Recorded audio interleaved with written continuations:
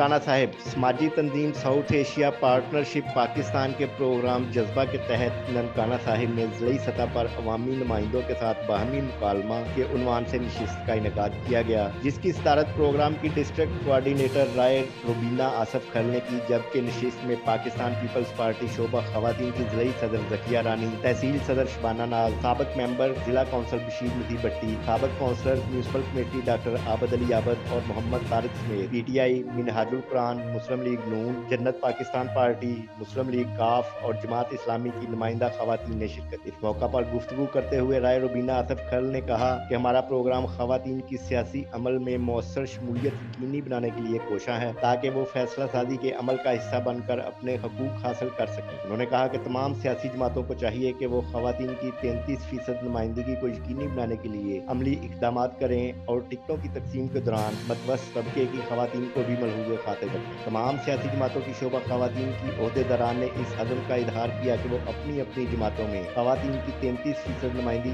को यकीनी बनाने के लिए आवाज़ बुलंद करें। नशिस्त के इख्तिताम पर जज्बा डिस्ट्रिक्ट फोरम और सियासी जमातों के शोबा खवातीन की ओहदेदारान की जानब से मुतालबा पर मुश्तमिल याददाश्त भी पेश की गई, जिस पर खवातीन की 33% नुमाइंदगी यकीनी बनाने समेत दीगर मुतालबात भी दर्ज थे।